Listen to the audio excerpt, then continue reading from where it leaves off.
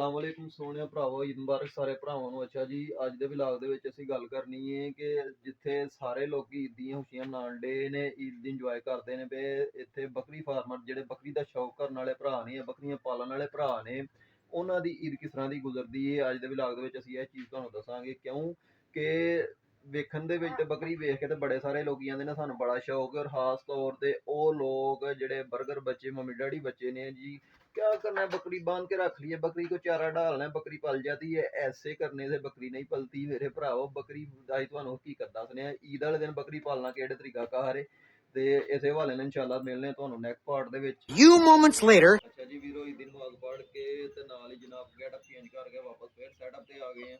Any की ईद दी साडी हुण अगों ईद दी अगों तुहानू मसरूफियत सारी विखाने। सब तो पहले ते जनाब आउंदे हैं जेहड़े ना अपने बकरियां दे जनाब जावां नू खोल।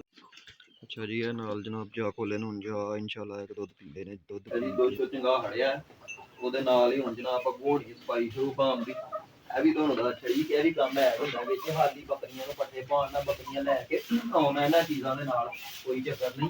ਕੰਮਾਂ ਦੀ ਚੀਜ਼ ਵੀ ਜੇ ਤੁਹਾਨੂੰ ਭਰਾਵੋ ਸਮਝਾਵਾਂਗੇ ਤੇ ਇਹ ਚੀਜ਼ ਦਾ ਦਿਨ ਈਦ ਦੇ ਦਿਨ ਸਾਰੇ ਕੰਮ ਇਕੱਠੇ ਹੋਣੇ ਨੇ, ਠੀਕ ਹੈ। ਮੁਕੰਮਲ A to Z ਤੁਹਾਨੂੰ ਖੇਲਦਾ ਹੋਵੇ ਬਸ ਝਾੜੂ ਝਾੜੂ ਵੀ ਮਾਰਨੇ ਪੈਂਦੇ ਜੇ। ਹਾਲੀ ਇਹ ਨਹੀਂ ਹੁੰਦਾ ਕਿ ਬੱਕਰੀ ਲਿਆ ਕੇ ਬੰਨ ਲਓ ਤੇ ਸ਼ੌਕ ਪੂਰਾ ਹੋ ਜਾਂਦਾ। ਸ਼ੌਕ ਦੇ ਵਿੱਚ ਬੜਾ ਕੁਝ ਕਰਨਾ ਪੈਂਦਾ ਹੈ। ਇਹ ਉਹ ਕੰਮ ਨੇ ਜਿਹੜੇ ਅਸੀਂ ਘਰਾਂ 'ਚ ਕਦੇ ਕੀਤੇ ਨਹੀਂ। ਘਰਾਂ 'ਚ ਤੇ ਅਸੀਂ ਆਸ ਛੱਡਦੇ ਜੀ ਅਸੀਂ ਅਫਸਰ ਹਾਂ, ਲੇਕਿਨ ਸ਼ੌਕ ਤੇ ਆ ਗਿਆ, ਸਾਰੇ ਕੰਮ ਕਰਨੇ ਪੈਂਦੇ ਨੇ, ਫੇਰ ਜਾ ਕੇ ਸ਼ੌਕ ਕਰਨ ਦਾ ਮਜ਼ਾ ਆਉਂਦਾ। ਤੇ ਇਹ ਹਰ ਬੰਦੇ ਦੇ ਵਾਸਤੇ ਦਾ ਰੋਗ ਨਹੀਂ ਹੈ। ਤਦ ਹੀ ਆਖਿਆ ਜਾਂਦਾ ਹੈ ਕਿ ਬੱਕਰੀ ਫਾਰਮਿੰਗ ਐਡਾ ਸੌਖਾ ਕੰਮ ਨਹੀਂ ਜਿੱਦਾਂ ਸੌਖਾ ਸਮਝਿਆ ਜਾਂਦਾ ਇਹਨੂੰ। ਕਿ ਜੇ ਐਡਾ ਸੌਖਾ ਕੰਮ ਹੋਏ ਤੇ ਹਰ ਬੰਦਾ ਹੀ ਕਰ ਲੇ, ਕਿਉਂਕਿ ਸ਼ੌਕ ਜ਼ਬਾਨੀ ਕਲਾਮੀ ਕਰਨੇ ਤੇ ਬੜੇ ਸੌਖੇ ਹੁੰਦੇ ਨੇ, ਲੇਕਿਨ ਇਹਨਾਂ ਨੂੰ ਅਮਲੀ ਤੌਰ ਤੇ ਕਰਨ ਵਾਸਤੇ ਬੰਦੇ ਨੂੰ ਹੱਡ ਵੈਰ ਲਾਣੇ ਪੈਣੇ ਨੇ, ਮਿਹਨਤ ਕਰਨੀ ਪੈਂਦੀ, ਦਿਨ ਰਾਤ ਜਾਗਣਾ ਪੈਂਦਾ।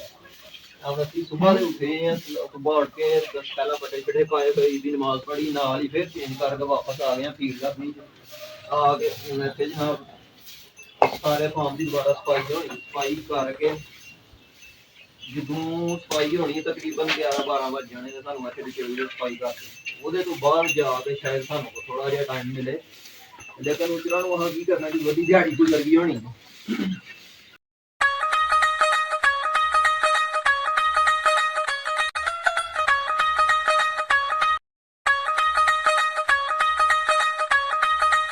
ਅੱਛਾ ਜੀ, ਸਫਾਈ ਤੇ ਵੀਰੋ ਗਈ ਹੋ, ਸਫਾਈ ਦੇ ਨਾਲ ਨਾਲ ਹੁਣ ਸਾਨੂੰ ਜਿਹੜਾ ਨਾ ਜਨਾਬ ਕੋਈ 1.5-2 ਘੰਟੇ ਦੀ ਰੈਸਟ ਮਿਲਣੀ ਹੈ। ਉਹਦੇ ਤੋਂ ਬਾਅਦ ਫੇਰ ਅੱਗੋਂ ਅਗਲਾ ਪ੍ਰੋਸੈਸ ਚੱਲ ਜਾਣਾ। few moments later ਟਾਈਮ ਹੋ ਗਿਆ ਵੀਰੋ 4 ਦਾ, ਕਿੰਨਾ ਟਾਈਮ ਹੋ ਗਿਆ ਹੁਣ ਟਾਈਮ ਨਹੀਂ ਚਕਾਈ ਦਾ।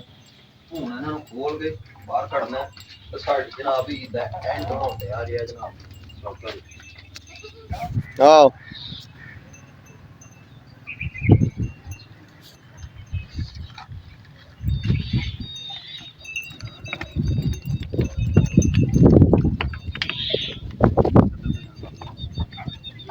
ਟਾਈਮ ਹੋ ਗਿਆ ਵੀਰੋ ਚਰਾਈ ਦਾ, ਚਰਾਈ ਤੇ ਲੈ ਕੇ ਚੱਲੇ ਆ ਮਾਲ ਤੇ ਏਦਾਂ ਹੀ ਸਾਨੂੰ 4 ਵਜੇ ਜਾਣਾ, ਤਕਰੀਬਨ ਸ਼ਾਮੀ 5-6 ਵਜੇ ਮਤਲਬ ਹੋ ਜਾਂਦੀ।